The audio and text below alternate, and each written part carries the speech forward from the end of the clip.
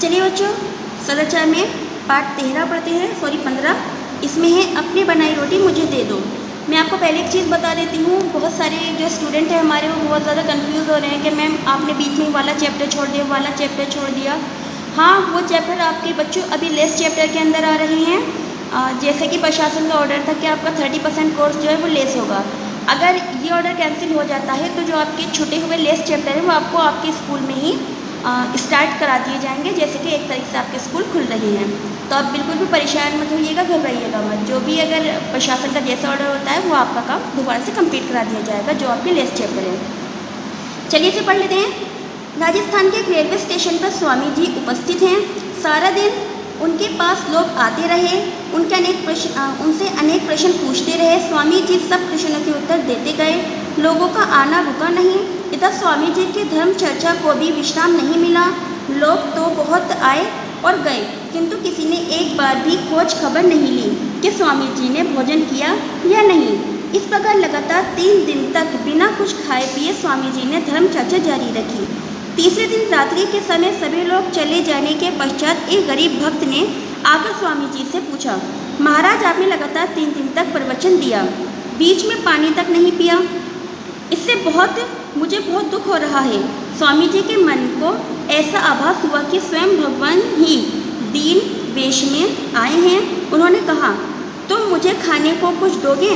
उस व्यक्ति जाति का चमार था। उसने कहा, मेरा हृदय तो यही चाहता है, किंतु मैं अपने द्वारा बनाई रोटी आपको कैसे दूँ? मैं अछूत हूँ। आप भोजन बना लीजिए, मैं आटा चावल दाल लाकर देता हूँ। स्वामी जी ने उत्तर दिया, नहीं, अपनी बनाई ही रोटी मुझे दो, मैं उसे खाऊंगा। वे दीनहीन व्यक्ति ऐसा सुनकर डर गया। राजा को यदि पता चल गया कि चमार होकर मैंने सन्यासी को अपनी रोटी दी है तो हो सकता है वे मुझे मृत्युदंड दे दें। फिर भी साधु सेवा की इच्छा के कारण उसने राजा के दंड पर ध्यान नहीं दिया। स्वामी जी के लिए अपने घर से रोटी बनाकर ले आया। उसकी दया ममता देखकर स्वामी जी की आंखों में आंसू भर आए। उन्होंने सोचा, हमारे देश के गरीब घरों में ऐसे कितने ही मनुष्य निवास करते हैं जो बाहर से तो दीन दृढ़ और अछूत हैं, किंतु अंदर से महान हैं। इधर स्टेशन के कई वृद्ध लोगों की नज़र पड़ी कि स्वामी जी अछूत के हाथ से भोजन खा रहे हैं।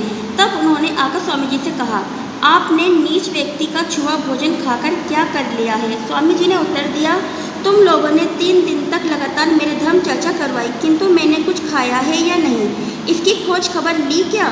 जब इसने मेरी सुध ली तो ये नीच व्यक्ति हो गया और स्वयं को ऊंचे व्यक्ति कहकर अपनी बड़ाई करते हो।